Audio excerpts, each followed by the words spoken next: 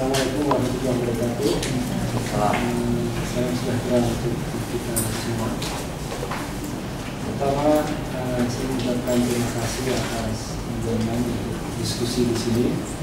Kemudian yang kedua, terima kasih juga saya masih dipercaya untuk terlibat dengan perjuangan teman-teman saudara sekalian pada isu keberagaman orientasi seksual. Juga saya kira kalau kita berbicara soal apa itu kebinekaan, apa itu pluralisme, apa itu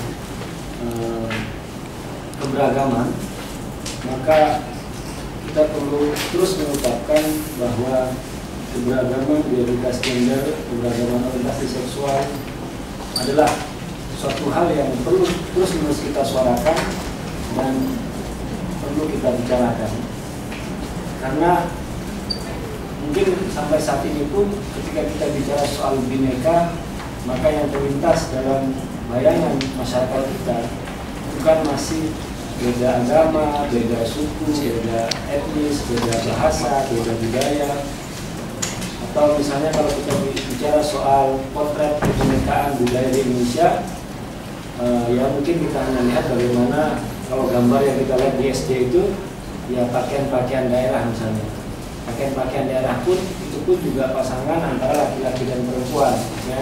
Ya Jawa Timur ya pakaiannya ya gitu ya. Pakaian Madura laki-laki dan perempuan, kemudian juga dari Bali, dari Jawa Tengah dan sebagainya. Nah, jadi masih dalam tataran yang kebinekaan yang masih produk dari Orde Baru. Jadi bineka itu ya bahasa, budaya, agama, pakaian daerah, kemudian adat istiadat, bisa juga makanan, bisa juga musik, tetapi tidak kebinekaan dalam arti ya kebinekaan dalam orientasi seksual, identitas gender dan sebagainya. Nah, ini yang perlu kita bicarakan bahwa ketika kita bicara soal kebinekaan, maka itu juga berkaitan dengan kebinekaan yang ada dalam yang heteroseksual dan juga yang homoseksual. Ini yang perlu kita terus menerus katakan dan perjelas. Nah, saya diminta pada siang ini juga berbicara soal kaitan antara homoseksualitas dan agama. Ya, ini adalah tema yang saya hanya tertarik beberapa tahun belakangan. Tentu saja karena kenalan saya dengan Toyo, dengan teman-teman yang aktif di perjuangan ini, ya karena ya itu seperti tadi dikatakan, ketika kita bicara soal pluralisme maka yang identik hanya pluralisme agama. Kenapa tidak juga pluralitas itu pluralisme juga dalam orientasi seksual? Kenapa tidak? Nah, ini yang juga memanggil ataupun juga mendorong atau menjadi katakanlah motif membaca hasanah-hasanah keagamaan yang saya betulnya adalah Islam, hasanah Islam. Kenapa saya tidak juga membaca literatur-literatur yang juga berbicara soal keberagaman atau kita sebut dalam bahasa sebagai at-ta'addudiyah dalam masalah orientasi seksual. Namun mengaitkan antara isu homoseksualitas dan agama ini kan seperti bertepuk sebelah tangan. Saya sebutkan seperti itu karena kalau kita tadi mendengar dari Ibu Mariani bahwa lesbian, gay, taat ibadah, Toyo mengatakan ini sebagai gay yang muslim dan taat. Dan pernah kalau baca cerita Toyo itu, saking taatnya Toyo dulu yang waktu baru keluar dari Fakultas Peternakan, bekerja di peternakan babi itu merasa berdosa. Nah itu baca di dunia Toyo itu. Karena saking taatnya. Jadi bahwa seorang gay, seorang lesbian, warga yang taat agama itu kita mudah temukan. Tetapi di sebaliknya kok jarang. Tidak mengatakan tidak ada tokoh agama atau lembaga agama yang mau bersahabat. Nah itu menurut saya. Ini yang dikatakan ibarat bertepuk sebelah tangan.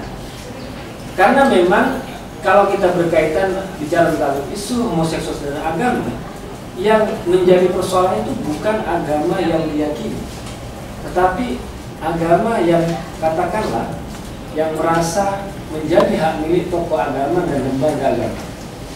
Jadi menurut hemat saya yang menjadi persoalan isu homoseksualitas agama bukan agama itu sendiri, tetapi homoseksualitas dengan tokoh agama dan lembaga agama. Yang mempersoalkan adalah tokoh dan lembaga agama, bukan agama itu sendiri. Nah, oleh karena itu saya ingin mengajak bahwa kalau kita bicara soal keagamaan, maka agak kembali kepada agama yang diyakini, pada agama yang sangat intim, yang sangat personal, yang sangat individual, bukan agama yang tokoh dan lembaga itu. Nah,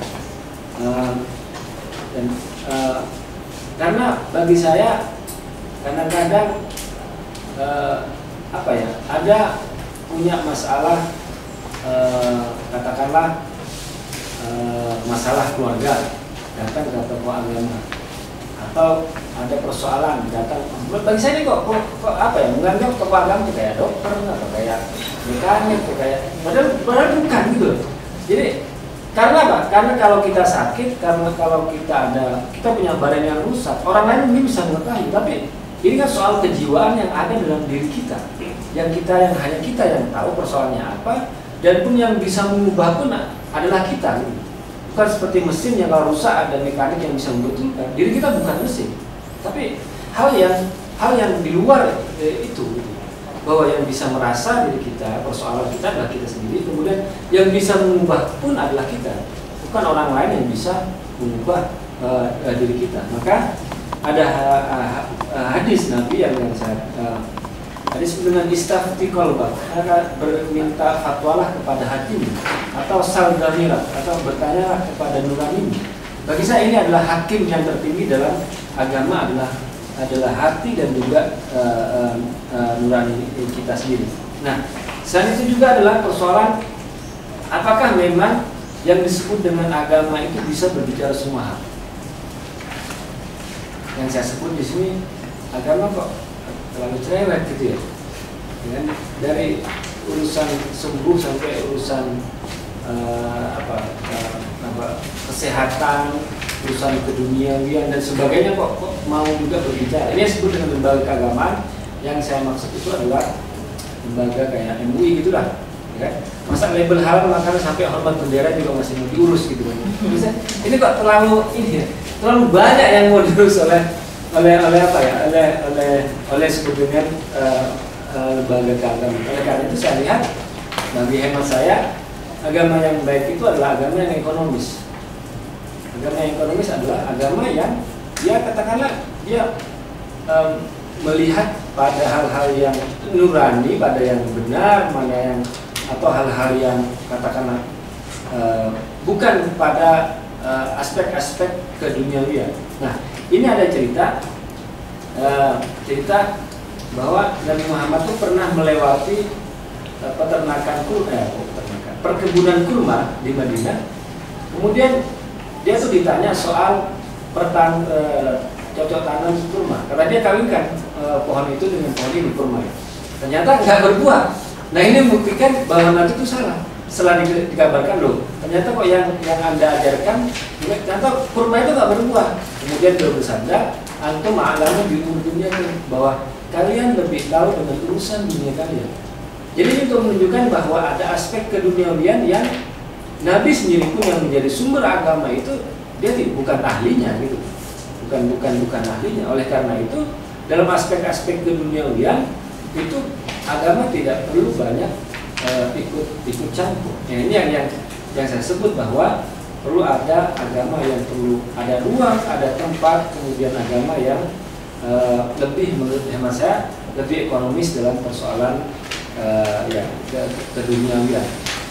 Kemudian